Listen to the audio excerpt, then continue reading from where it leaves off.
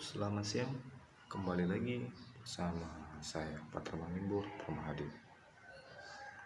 Kali ini kita akan membahas mengenai pengatur hukum pidana. Nah, di mana dalam pengatur hukum pidana ini ada beberapa topik yang akan kita bahas, yaitu yang pertama mengenai pengertian hukum pidana, kedua adalah jenis-jenis hukum pidana, selanjutnya fungsi dan tujuan daripada hukum pidana, kemudian asas-asas dalam hukum pidana, selanjutnya sumber hukum pidana dan sistematika hukum pidana, dan yang terakhir adalah teori di dalam hukum pidana. Nah, hukum pidana diartikan itu sebagai hukum yang mengatur tentang kejahatan dan pelanggaran terhadap kepentingan umum, di mana dalam perbuatan kejahatan dan pelanggaran itu disertai dengan adanya sanksi yang diberlakukan bagi siapa yang melakukan perbuatan kejahatan dan pelanggaran tersebut. Dan selanjutnya mengenai jenis-jenis hukum pidana. Nah, mengenai jenis-jenis hukum pidana ini terdiri atas hukum pidana dalam arti yang objektif atau yang istilah dikenal ius poenale. Nah, di sini ius poenale ini terbagi atas dua, yaitu hukum pidana material dan hukum pidana formil. Di mana hukum pidana material ini disebut juga dengan hukum pidana dalam keadaan diam. Nah, ditemui terutama di dalam Kitab Undang-Undang Hukum Pidana yang berisi tentang perbuatan-perbuatan yang diancam dengan hukuman atau strafbarfeiten, atau siapa-siapa yang dapat dipidana, yang mengatur tentang pertanggungjawaban terhadap hukum pidana, serta pidana yang dijatuhkan terhadap orang yang akan melakukan perbuatan yang bertentangan dengan undang-undang hukum pidana. Nah, kemudian ada yang namanya hukum pidana formil. Nah, hukum pidana formil ini lazim disebut dengan hukum acara pidana, yaitu berupa hukum pidana dalam keadaan bergerak, di mana sejumlah peraturan-peraturan yang mengandung cara-cara negara mempergunakan haknya untuk melaksanakan hukum. Nah, tadi kita sudah bahas jenis-jenis hukum pidana, itu ada hukum pidana objektif. Nah, ini ada juga hukum pidana yang arti subjektif, yang dalam bahasa istilahnya adalah ius poenendi. Nah, pengertian hukum pidana dalam subjektif ini adalah sejumlah peraturan yang mengatur hak negara untuk menghukum seseorang yang melakukan perbuatan yang dilarang. Nah, hak negara di sini adalah antara lain adalah hak untuk mengancam perbuatan dengan hukuman yang dimiliki oleh negara, dan kemudian hak untuk menjatuhkan atau strafobliging yang diletakkan kepada alat perlengkapan negara. Nah, selanjutnya adalah hak untuk melaksanakan hukuman yang diletakkan pada alat perlengkapan negara, yakni melaksanakan eksekusi hukuman. Nah, atas dasar subjek hukum dan pada siapa berlakunya hukum pidana. Nah, jenis hukum pidana ini terdiri atas hukum pidana umum atau yang dengan istilah ius commun. Nah, ius commun ini, pidana umum ini memuat aturan-aturan hukum pidana yang berlaku bagi setiap orang tanpa membeda-bedakan kualitas dari subjek hukum tertentu. Artinya di sini setiap warga negara harus tunduk pada hukum pidana umum, misalnya yang terdapat di dalam KUH pidana. Nah, kemudian ada juga hukum pidana yang diatur secara khusus atau ius spesial.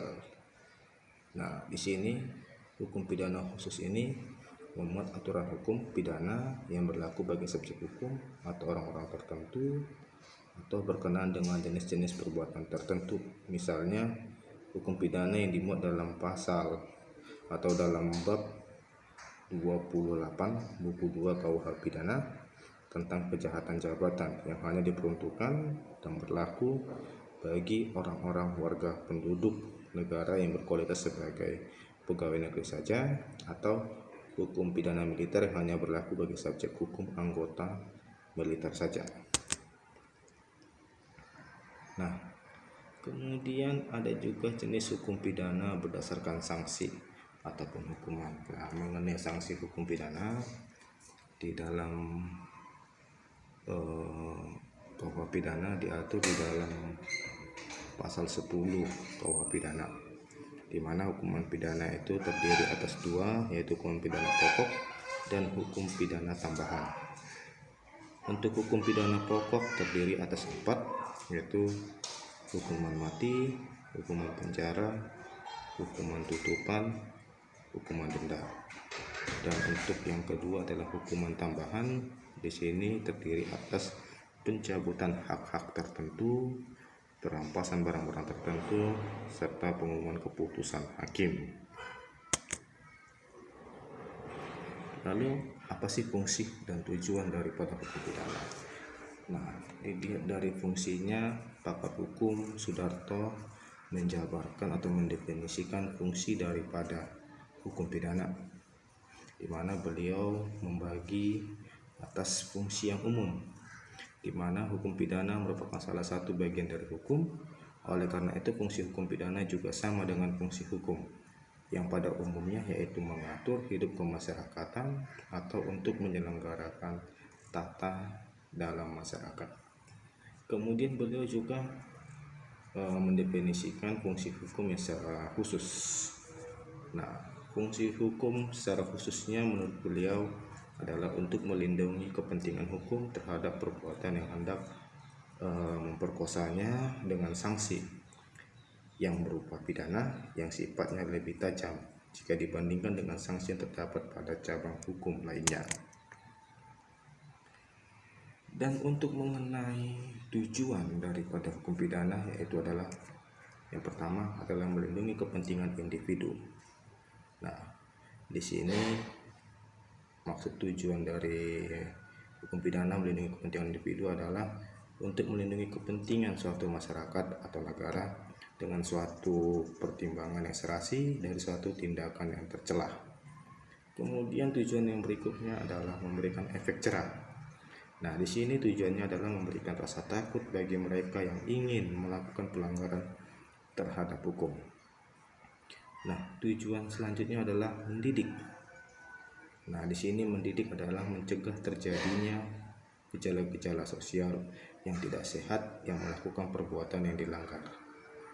Nah, selanjutnya tujuannya adalah mencegah konflik, di mana mencegah konflik ini diciptakan dalam rangka melindungi serta menjaga kepentingan bersama agar keadilan sosial dapat terwujud. Selain itu juga, hukum juga bertujuan untuk mengatur hubungan manusia agar terciptanya ketertiban yang diharapkan mampu mencegah terjadinya gangguan kepentingan yang berpotensi dapat menimbulkan konflik. Nah, mengenai tujuan hukum pidana ini ada beberapa aliran mengenai dengan tujuan dibentuknya peraturan hukum pidana. Yang pertama adalah aliran klasik. Nah, aliran klasik ini tujuan hukum itu adalah untuk melindungi individu dari kekuasaan penguasa. Peletak dasar adalah Marquis van Beccaria yang menulis tentang De Delite Edel Penum di tahun 1764. Di dalam tulisan beliau ini menuntut agar hukum pidana itu harus diatur dengan undang-undang yang harus tertulis agar diketahui tindakan-tindakan yang dilakukan terlarang atau tidak, serta apa ancaman yang diberikan terhadap tindakan terlarang tersebut. Nah, tadi menurut aliran klasik ini, penjatuhan pidana dikenakan tanpa memperhatikan keadaan pribadi pembuat pelanggaran hukum mengenai sebab-sebab yang didorong dilakukan kejahatan atau ideologi kriminal, serta pidana yang bermanfaat bagi orang yang melakukan kejahatan maupun bagi masyarakat sendiri. Tadi aliran klasik, nah ini adalah aliran modern. Nah, aliran modern ini mengajarkan tujuan susunan hukum pidana itu untuk melindungi masyarakat terhadap kejahatan. Nah, sejalan dengan tujuan tersebut, perkembangan hukum itu harus memperhatikan kejahatan serta keadaan penjahat itu sendiri. Nah, selanjutnya adalah mengenai asas-asas dalam hukum pidana. Nah, di dalam buku 1 KUH pidana, yaitu di dalam pasal 1 asas-asas hukum pidana itu ada asas legalitas.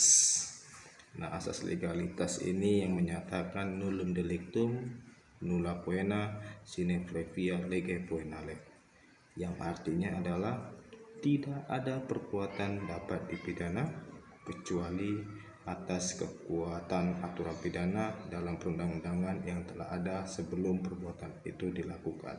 Artinya di sini asas legalitas ini, seseorang itu tidak dapat dipidana jika tidak ada aturan atau undang-undang yang mengatur tentang perbuatan yang dilanggarnya. Nah, di pengecualian juga pengecualian asas legalitas ini terdapat dalam pasal 1 ayat 1. Ini juga ada dalam pasal 1 ayat 2 yang menyatakan jika perubahan dalam peraturan hukum sesudah waktu dilakukan perbuatan itu, maka dipakailah ketentuan yang lebih meringankan bagi tersangka atau pelaku tindak pidana. Nah, kemudian adalah asas teritorial. Nah, asas teritorial ini terdapat di dalam pasal 2 KUH pidana. Dalam pasal ini menegaskan ketentuan pidana dalam perundang-undangan Indonesia diterapkan bagi setiap orang yang melakukan suatu tindak pidana di Indonesia. Artinya begini, jadi kalau misalnya ada orang luar negeri atau wisatawan melakukan tindak pidana di Indonesia, maka yang berlaku adalah tindak pidana di Indonesia. Nah, inilah maksud dari asas teritorial. Nah, kemudian adalah asas nasional aktif.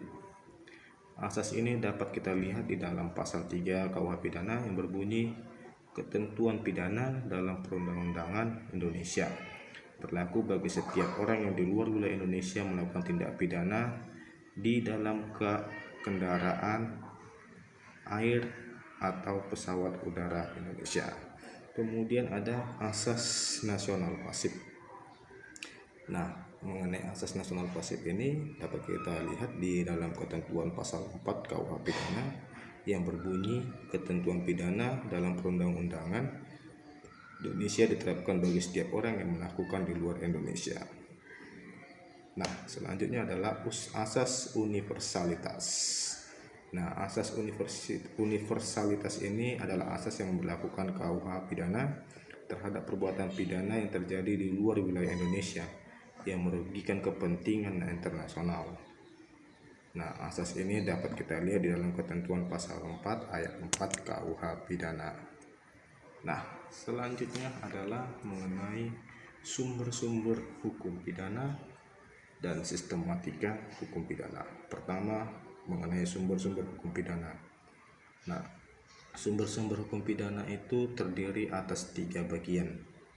Yang pertama adalah KUH pidana dan Kitab Undang-Undang Hukum Acara Pidana. Dan kemudian adalah undang-undang di luar KUH pidana.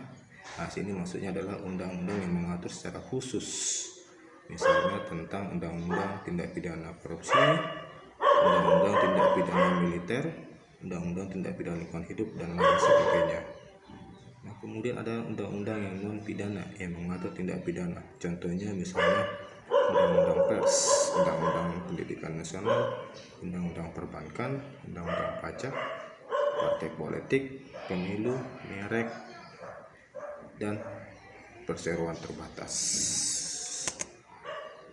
Nah, lantas bagaimana sistematika daripada hukum pidana?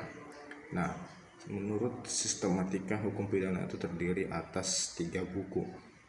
Buku pertama itu tentang aturan umum yang terdiri atas 9 bab, di mana 9 bab itu terdiri atas batas-batas berlakunya aturan pidana dalam perundang-undangan, Kemudian bab kedua adalah mengenai tindak pidana. Kemudian yang ketiga adalah hal-hal yang menghapus atau mengurangi dan memberatkan pidana. Kemudian yang keempat adalah percobaan. 5. Penyertaan dalam tindak pidana. Kemudian yang keenam adalah pembarengan tindak pidana. Dan yang ketujuh, mengajukan dan menarik kembali pengaduan dalam hal kejahatan yang hanya dituntut atas pengaduan. Kemudian hapusnya kewenangan menuntut pidana dan menjalankan pidana. Kemudian yang kesembilan adalah beberapa istilah yang dipakai dalam kitab undang-undang hukum pidana. Nah, di selanjutnya buku kedua ini terdiri dari 32 bab. Buku kedua ini mengatur tentang tindak pidana kejahatan. Ya, di situ termaksud misalnya kejahatan tentang keamanan negara, perkelahian, kejahatan terhadap ketertiban umum, sumpah palsu atau keterangan palsu, pemalsuan surat, kejahatan tentang asal usul dan perkawinan. Nah, di buku ketiga ini terdiri dari 9 bab. Nah, buku ketiga ini mengatur tentang tindak pidana pelanggaran. Misalnya mengatur tentang pelanggaran tentang ketertiban umum, pelanggaran terhadap penguasaan umum, serta asal usul dan perkawinan, pelanggaran terhadap orang yang memerlukan pertolongan, kesusilaan, mengenai tanah, jabatan, dan pelayaran. Nah, selanjutnya adalah mengenai teori di dalam hukum pidana. Nah, menurut teorinya ada 3 teori yang dapat memberikan jawaban atas pertanyaan-pertanyaan sebagaimana yang dikemukakan, yaitu yang pertama adalah teori absolut atau teori mutlak atau pembalasan. Menurut teori ini, setiap kejahatan harus diikuti dengan pidana, di mana setiap orang yang melakukan kejahatan harus dipidana dan tidak akan dilihat dari akibat-akibat apapun yang mungkin timbul sebagai akibat dijatuhkannya pidana terhadap pelaku kejahatan. Nah, selanjutnya adalah teori relatif atau nisbi atau teori tujuan. Nah, menurut teori ini, suatu kejahatan tidak mutlak harus diikuti dengan suatu pidana. Dalam teori relatif ini, di samping melihat ke masa lalu, juga akan diperhatikan ke masa depan. Maka harus ada tujuan dalam menjatuhkan pidana bagi pelaku kejahatan. Nah, artinya di sini bagaimana dampak atau kedepannya jika seseorang diberikan suatu tindak pidana, apakah kedepannya setelah diberikan sanksi ia dapat bertobat atau berubah atau justru semakin lebih parah. Jadi harus dilihat masa depannya seperti apa.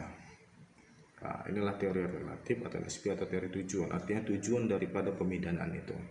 Nah, kemudian ada teori gabungan. Nah, teori gabungan ini merupakan gabungan antara teori absolut dan teori relatif, di mana di satu pihak mengakui unsur-unsur pembalasan dan di lain pihak mengakui unsur prevensi dan unsur memperbaiki penjahat yang melekat pada setiap pemidanaan. Nah, demikian pembahasan mengenai pengantar hukum pidana. Selanjutnya di topik pembahasan berikutnya kita akan membahas mengenai tindak pidana. Jangan lupa like, subscribe, komen, share channel saya guna berlanjutnya atau bermanfaatnya edukasi hukum yang dapat saya berikan melalui channel saya ini. Akhir kata, saya ucapkan terima kasih.